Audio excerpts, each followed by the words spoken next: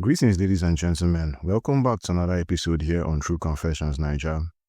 The confession you're about to hear comes from a message we received from one of our brothers, and the message reads like this. Good day, Uncle Ori. Hello, my brothers and sisters. Today, I want to open my heart. This is not an easy thing for me to say, but I'm here sharing this because maybe my story will help someone out there. Please, I ask you, don't judge me too quickly until you hear everything. My name is James, not his real name. I am 32 years old and my wife is 27. We have been through pain, suffering, poverty, blessings and crosses, all in one lifetime. Sometimes I feel like my life is a movie, but this is real, very real. I met my wife in South Africa around 2015. At that time, we were both working on a farm. She was working in the fields, and I was tending to pigs and cattle. Life was very, very hard. Imagine working from morning until night and earning only 1,000 rands per month. That was me. My wife earned a little more, about 1,200 rands, but still, it wasn't nothing, just enough for food. But the hardest pain wasn't the money. It was the fact that every time my wife got pregnant, she gave birth to dead children. Imagine that. As a man, as a husband, it broke me completely. I could see the pain in her eyes, but there was nothing I could do. God finally sent us a helper, a Soto, speaking doctor who worked at a government hospital and part-time at a private clinic. She was like an angel to us.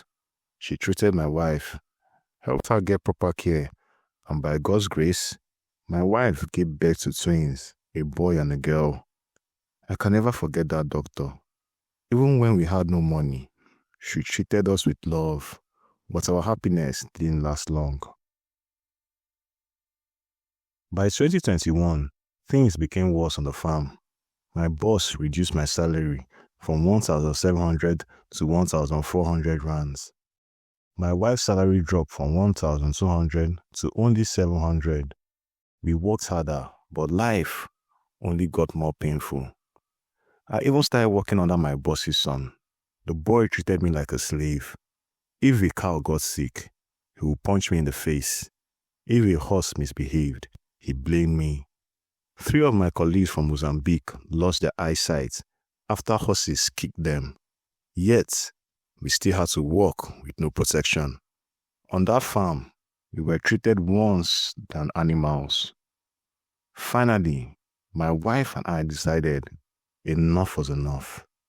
We left South Africa and returned to Zimbabwe, but poverty followed us. One day, while trying to sell second-hand clothes from Mozambique, I met an old woman. From the first moment, I knew she was not ordinary. When I entered her dark room, my heart pounded like a drum. I couldn't even look at her face properly. She would appear, then disappear. She spoke through a translator. She told me she could give me wealth, more money than the banks of the world. But there was a price. I was told I must never eat fish again, and I must cut ties with my mother. My heart sank. How could I never see my own mother again? I hesitated, but poverty pushed me to say yes. The woman gave me an empty wallet. At first, I laughed in my heart. What kind of joke was this? But she warned me. This wallet had power. If I betrayed the oath, I will pay with the blood of my child. That night, I couldn't sleep. Dogs barked all night. Suddenly, I saw the door open by itself. A naked woman walked in. She went straight into the wallet. Brothers and sisters, I swear I saw it with my eyes. The next morning, my manhood felt as if it had been scratched. But there was no blood. Fear took over me, but greed was stronger. Later, I tested the wallet. I went to a restaurant and money began to appear. $100 notes. I couldn't believe it. The first time, $1,500 came out, enough to buy food, clothes, and even a car. That was the beginning of my downfall. I bought a VW Amarok from a Zimbabwe man in Mozambique. I bribed my way to get a driver's license. My wife, our twins, and I moved to Harare. Within weeks, we furnished the house, bought cars, and started living like rich people.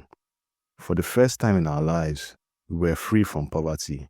But deep inside, I knew we were not free. We were in chains, because the wallet came with rules and spirits.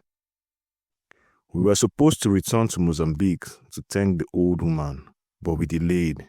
Then one day, the wallet disappeared. We panicked. We rushed back to the old woman with $40,000 in cash, hoping to explain ourselves, but she was angry. She told us we had broken the oath, and now one of our children had to be sacrificed, or the spirit in the wallet would become the wife of my son. My heart stopped. She forced me to choose, and in my weakness, I chose my son's life to be tied to the spirits. At that moment, my wife miscarried in front of us. They collected her blood in bottles.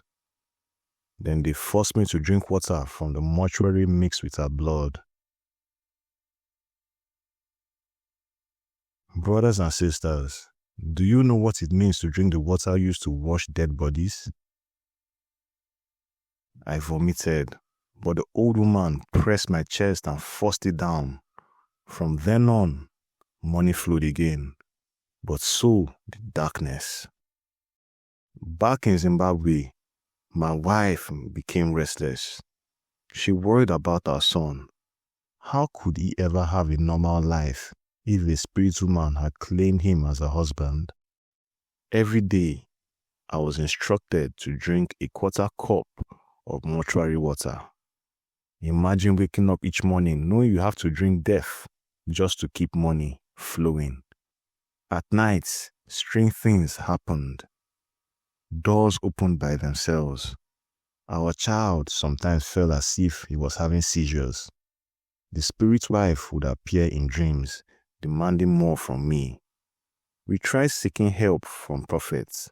One charged us $3,000. But before he could arrive, the wallet and the money caught fire inside our house. Our child collapsed, foaming at the mouth. We panicked and begged the prophet not to come. It was like we were trapped in the prison with invisible chains. Now, my brothers and sisters, I am tired.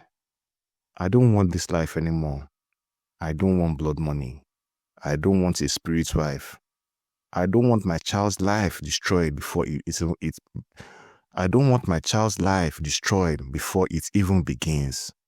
But every time we try to seek help, something attacks us. We get beaten by things we cannot see. Fear grips us. Laziness comes from nowhere, and we remain stuck. I am confessing today not to gain sympathy, but because my soul is heavy. I want out. I want deliverance, but I don't know how. If you are listening, please pray for us. Do not laugh. Do not mock us. Pray for us. Because money without peace is a curse. Grateful for the chance to tell my story. Can't wait to see what everyone thinks in the comments. Dear listeners, right there was a message that was sent to us by one of our brothers. Let's try to talk to him in the comment section. Things they really happen for this our world. Now wow.